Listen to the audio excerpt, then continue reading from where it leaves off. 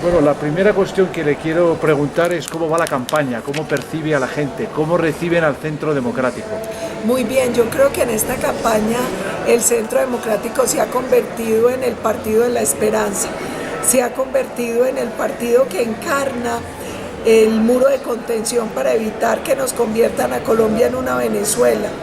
Un tema muy importante es que la ciudadanía reconoce que a pesar de las dificultades que tuvo el partido, siendo un partido con pocos congresistas y de oposición, hizo una tarea seria de una oposición propositiva, juiciosa, fue una bancada muy disciplinada, coherente, y ahora estamos recogiendo los frutos porque la ciudadanía está bastante receptiva y generosa con nuestro partido.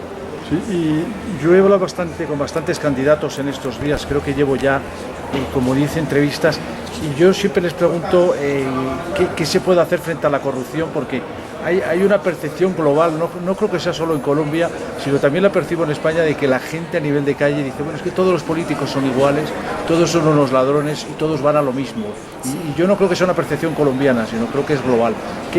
¿Qué se puede hacer para, digamos, atajar ese flagelo de la corrupción? Yo creo que lo primero es entender que la corrupción se convirtió en un mal casi que endémico, como una pandemia que no es solo de la clase política, porque es como un círculo vicioso.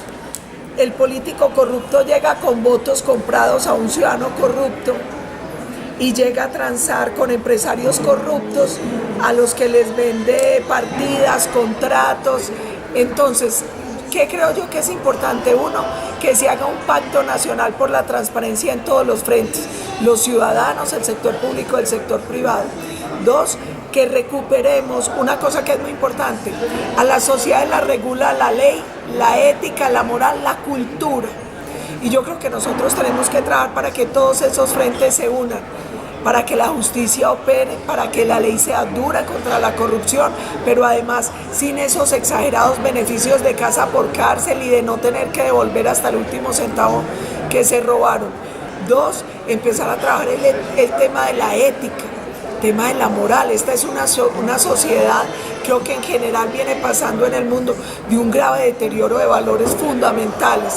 Y otra cosa importante, la cultura, porque a veces el ciudadano quiere portarse de una manera honesta, cívica, transparente, pero el sistema está diseñado de tal manera que termina arrinconándolo y llevándolo muchas veces a actuar contra su propia voluntad de una manera corrupta, de una manera que no está bien. Entonces, creo que es importante que recuperemos como ese lazo entre la ley, la ética, la moral y la cultura, que volvamos a los valores fundamentales, a los cimientos como sociedad. Y otra cosa es que invitemos al ciudadano a elegir políticos no corruptos, porque es que usted puede poner las leyes que quiera, pero finalmente el corrupto es corrupto sin importarle mucho qué tipo de legislación hay. La mejor manera de combatir a la corrupción es eligiendo políticos que no sean corruptos, políticos transparentes con una trayectoria y una hoja de vida que lo confirmen, enseñándole al ciudadano que en parte también es su responsabilidad, que él como ciudadano también tiene que tener un compromiso con la ética, con la transparencia, y lo mismo al sector privado. Vuelvo y repito, es una especie de círculo vicioso y hay una responsabilidad compartida como sociedad en este tema de corrupción. Sí, después a mí me llama la atención que bastantes candidatos de su partido piden que los acuerdos de paz sean revisados, ¿no?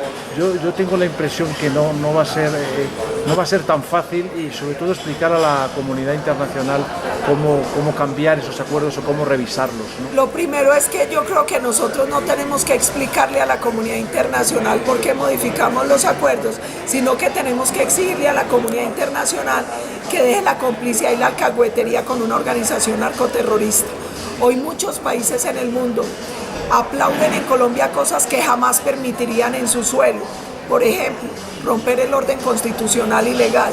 Por ejemplo, permitir participación política a responsables de crímenes atroces y de lesa humanidad. Por ejemplo, otorgar impunidad por esos crímenes y alcahuetear un delito tan grave que alimenta todas las violencias como el narcotráfico. Entonces yo no creo que tengamos que explicarle nada. Yo lo que creo es que la comunidad internacional debería hacer un alto en el camino, revisar hasta dónde fueron cómplices de la pretendida entrega de este país a una organización narcoterrorista, y también deberían preguntarse por qué querían alcahuetear en Colombia algo que jamás permitirían en sus países. Mire, países como los europeos o Estados Unidos nos enseñaron el valor de la democracia, nos enseñaron el valor de la libertad, nos enseñaron el valor del Estado de Derecho. Colombia lleva más de 200 años trabajando para fortalecerse en ese sentido, y le extraña a uno que quienes nos vendieron esas ideas hoy aplaudan que vamos en contravía de todo eso, simplemente para desmovilizar una pequeña organización criminal que durante 60 años solo ha causado dolor y muerte. A ellos les decimos, el diálogo por el diálogo no tiene justificación. En una democracia el diálogo no puede venir presionado por los fusiles y no se puede dar sin ninguna condición. Nosotros hemos respetado a las democracias y exigimos el mismo respeto por nuestra democracia. Nosotros hemos sido solidarios con las víctimas de otros países y exigimos la misma solidaridad con nuestras víctimas. Nosotros hemos sido abanderados del respeto por la justicia y exigimos que en Colombia nos permitan hacer respetar la justicia también. Sí, y le quiero preguntar, yo noto a nivel de calle que hay una gran preocupación por el deterioro en la seguridad, ¿no? No sé qué está fallando, le pregunto, ¿qué es lo que está fallando para que esto se haya disparado otra vez y no haya habido traducción sobre todo de los acuerdos de paz en la seguridad pública? Porque me sorprende que el ministro de Defensa considere como buenos datos solamente 12.000 homicidios en Colombia. Son muchísimos, es el sexto país más violento del mundo. Lo que pasa es que a los colombianos, finalmente, ¿qué es paz? Paz es seguridad. Paz es que los ciudadanos puedan ir tranquilos a sus trabajos, que los niños puedan ir tranquilos a las escuelas, sin miedo a ser reclutados, que los empresarios puedan sacar adelante sus negocios sin miedo a la extorsión, que podamos explorar el petróleo sin que nos vuelen el oleoducto. Eso es paz. Paz es seguridad, paz es desarrollo. En Colombia hablaron de paz con un proceso que era un proceso de claudicación del Estado, no de paz, y que al estar cimentado en la impunidad, lo que provoca son nuevas y peores violencias. ¿Por qué? Porque en este acuerdo no se desestructuró a la FARC, solo se alcahueteó la desmovilización de algunos frentes que fueron a unas zonas veredales transitorias, unos 7.200 hombres, con un agravante: la mitad de esos hombres ya huyeron de esas zonas y nadie sabe dónde están. Alcahuetearon un proceso donde no se entregaron todas las armas, donde no se entregaron los menores forzosamente reclutados, donde no se entregó la información sobre los secuestrados y los desaparecidos, donde además se favoreció el negocio del narcotráfico porque se eliminó la fumigación con glifosato y se permitió que la FARC incrementara las zonas de cultivos ilícitos. Hoy Colombia tiene el doble de los cultivos que tenía en 2010.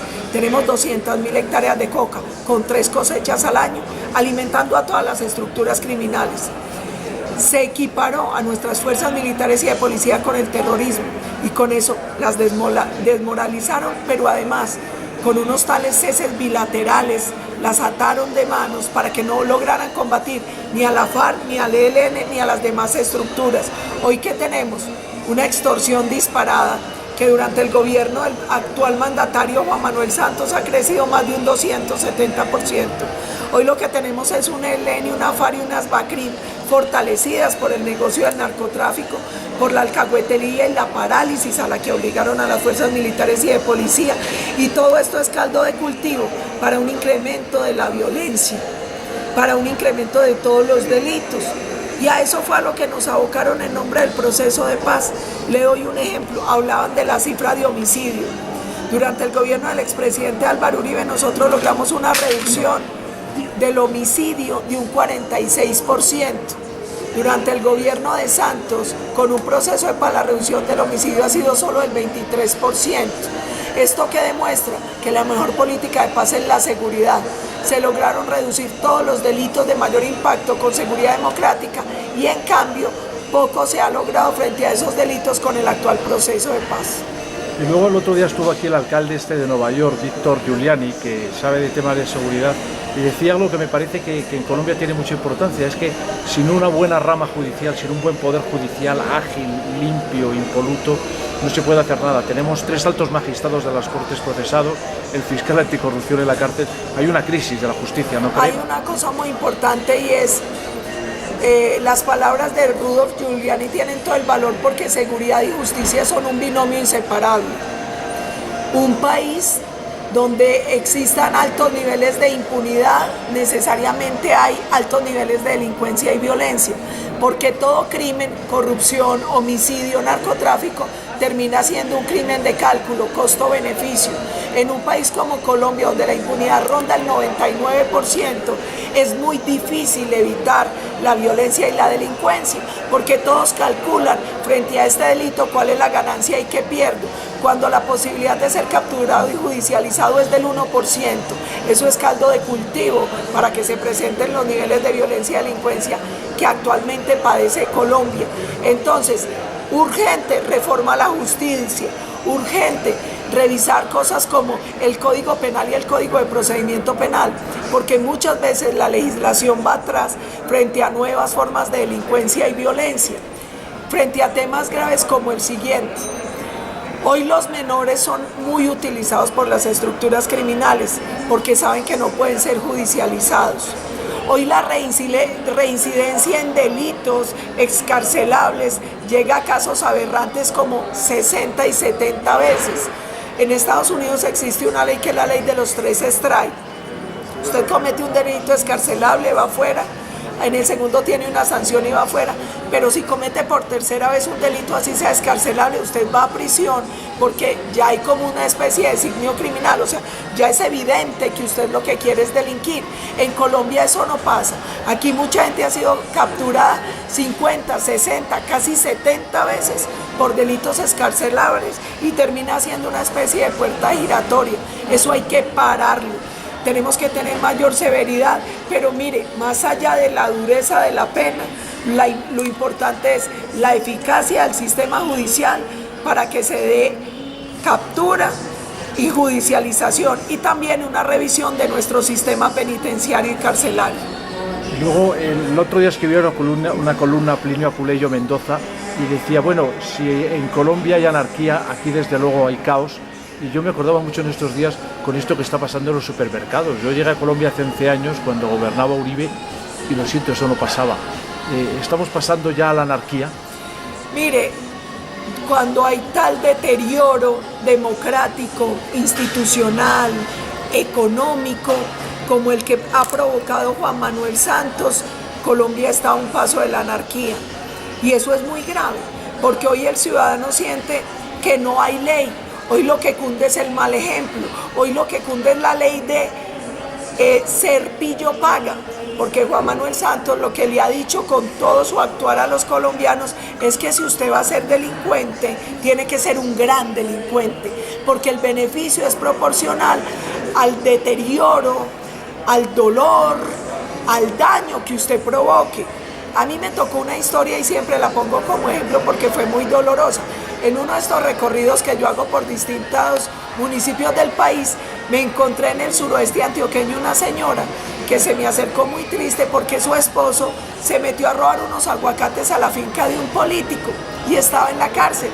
Mientras Timochenko, que tiene condenas por casi 500 años por delitos atroces y de lesa humanidad, no paga cárcel y está haciendo política para ser presidente en un país serio, en un país donde existe un mínimo de democracia, institucionalidad y de Estado de Derecho, no podría estar sucediendo algo como eso. Y luego, a mí me está impresionando mucho la crisis humanitaria de Venezuela, lo que está pasando en la frontera. ¿No piensa que el gobierno fue muy tibio, muy lento con lo que estaba ocurriendo en Venezuela y ahora estamos pagando las consecuencias? Varias cosas frente al tema de Venezuela. Primero, yo pertenezco a la Comisión Segunda, que es Seguridad, Defensa, Comercio y Relaciones Internacionales. Desde hace ya muchos años, que cuando empecé en el Congreso, hice varios debates a la canciller pidiéndole que se tomaran medidas preventivas porque seguramente vendría lo que estamos viviendo, que es un éxodo masivo de venezolanos hacia Colombia, por algo normal. El narcorrégimen tarde o temprano iba a provocar unos niveles de deterioro que harían imposible la vida en territorio venezolano. Segunda razón, entre Colombia y Venezuela hay más de 2.000 kilómetros de frontera. Lo obvio es que el venezolano cuando tiene que huir vaya por la frontera natural al país que está más cerca, que es el nuestro. Tercero, porque muchos de los venezolanos son de papás colombianos o son colombianos que llevan muchos años viviendo allí. Esto se veía venir, pero hay un tema mucho más grave. La complicidad de Juan Manuel Santos con el narcorrégimen en nombre de la FARC llevó a que Venezuela llegara a los niveles que llegó. Hoy el gobierno Santos es corresponsable de la tragedia del pueblo venezolano. Además, desde hace muchos meses he pedido desde el Congreso de la República, con apoyo de senadores de otras bancadas, que se decrete la emergencia humanitaria, que se decrete el cordón humanitario en la frontera para que organizaciones internacionales de la ONU como ACNUR puedan traer recursos y generar campos de refugiados, y el gobierno ha hecho caso omiso. Hoy Colombia tiene una crisis económica y fiscal que le imposibilita responder como debería hacerlo a las necesidades de nuestros compatriotas y de miles y cientos de miles de venezolanos que están llegando a nuestro territorio. La terquedad de Juan Manuel Santos, la complicidad con el narcorrégimen y la incapacidad de la canciller son los que tienen responsabilidad absoluta sobre la situación que está viviendo Colombia y que están viviendo los venezolanos en su territorio y en nuestro país. Sí, y luego me ha sorprendido en estos días que estoy entrevistando a distintos líderes políticos que tanto Robledo como Obdulio en la otra esquina del espectro político han sido muy críticos los dos, por ejemplo, con la gestión del gobierno Santos de estos 8 años, ¿no? ¿Usted cree que hay algo que destacar de este gobierno? ¿Qué balance hace en general? Yo creo que lo único bueno del gobierno Santos fue que provocó una crisis tan grave que nos va a obligar a reinventarnos como nación. No creo que haya nada que destacar de un gobierno corrupto que traicionó al pueblo colombiano y que llevó la figura presidencial a un nivel de indignidad que hoy avergüenza a Colombia. Nos avergüenza a nosotros, nos avergüenza por la complicidad con el narcorrégimen, por la debilidad frente al terrorismo, por la incapacidad de gestionar en un país que tiene todo para ocupar un lugar importante en el concierto de naciones como Colombia. Sí, y luego le quería preguntar, que me parece que se debe destacar, es que ¿no le parece muy sospechoso que otra vez vuelvan con todas estas acusaciones contra Uribe en pleno desarrollo de la campaña electoral? No me sorprende, me aburre, porque cada 4 años es lo mismo. Cada que hay un proceso electoral en Colombia, ante la incapacidad para derrotarlo en las urnas, vienen refritos de acusaciones y especulaciones para tratar de minar la credibilidad. Afortunadamente los colombianos conocen bien al expresidente Uribe y cada ataque termina fortaleciéndolo, pero qué tristeza que en un país que tiene tantas dificultades de fondo y que debería estar debatiendo tantas cosas como la reforma a la justicia, la reforma a la salud, la reforma a los acuerdos de La Habana, tenga que desgastarse en la pequeña política y en las trampas y en las mentiras y en los refritos y en los intentos de una justicia politizada y parcializada de hacer una encerrona al expresidente Álvaro Uribe. Sí, finalmente le quería preguntar, de cara al próximo legislativo, si va a estar presente, que yo creo que el Centro Democrático tendrá una buena presencia y seguramente usted estará en las próximas instituciones. ¿Qué proyectos personales tiene o va a llevar al legislativo colombiano para que desarrolle en los próximos 4 años?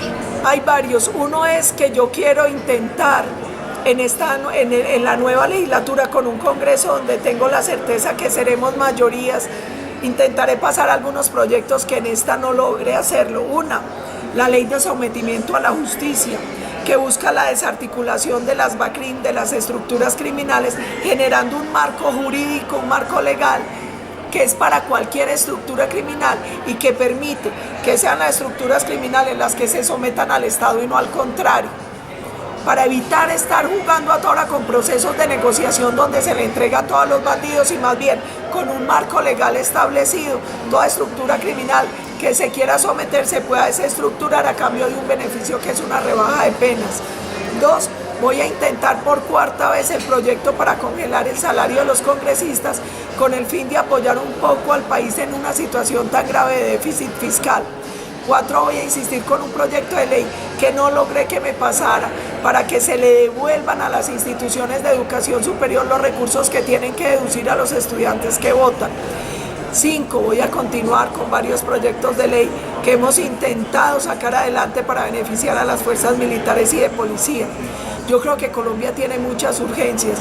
Una es devolverle el fuero integral a nuestras fuerzas militares y de policía. Yo creo que uno de los elementos más graves y dolorosos fue que nosotros generamos un debilitamiento de un blindaje necesario para una fuerza legítima del Estado que tiene que garantizar la vida, la protección, de la honra, de los bienes de todos los colombianos. Yo creo que es urgente devolverle el honor a las fuerzas militares y de policía, ponerlas en el sitial que se merecen, devolverles todo el tema de una especie de justicia especial, no solo en el tema disciplinario, en el tema carcelario, que es lo normal, por el fuero, por lo que ellos representan. Creo que es muy importante que toda la bancada apoye un proyecto de ley de contrarreforma tributaria para bajar los impuestos y que nos permita generar una política de choque para generación de empleo, porque hoy Colombia está viviendo una grave crisis económica y estamos en mora, y creo que nuestra bancada va a hacer todo el esfuerzo para sacarlo adelante, de generar un proyecto de ley de seguridad y defensa nacional. En Colombia no existe una ley marco de seguridad y defensa, y lo que nosotros vemos es que cada 4 años llegan gobiernos a inventar en una línea que es vital para la supervivencia del Estado. Entonces creo que esos son algunos de los temas con los que vamos a dar la pelea durante la nueva legislatura. Pues eso era todo. Le quiero agradecer su amabilidad por venir hasta aquí para hacerle la entrevista y le deseo mucho éxito en su campaña, y ya la próxima entrevista la hacemos en el Senado, si le parece. Muchas gracias. Porque espero verla allí. Y seguramente así va a ser. Mire, yo solo puedo agradecerle a los colombianos que han sido tan generosos conmigo, agradecerle al presidente Uribe que me permitió ser senadora y que me está permitiendo correr nuevamente, y prometerle a la gente que entre todos podemos cambiar a Colombia, pero tenemos que cambiar también a quienes están haciendo la política, y tenemos que sacar de una vez por todas a quienes le han hecho tanto daño al Estado de Derecho, a quienes le han hecho tanto daño al pueblo y a quienes se han robado los recursos que son de todos los colombianos. Pues mucha suerte y éxito en la campaña. Gracias.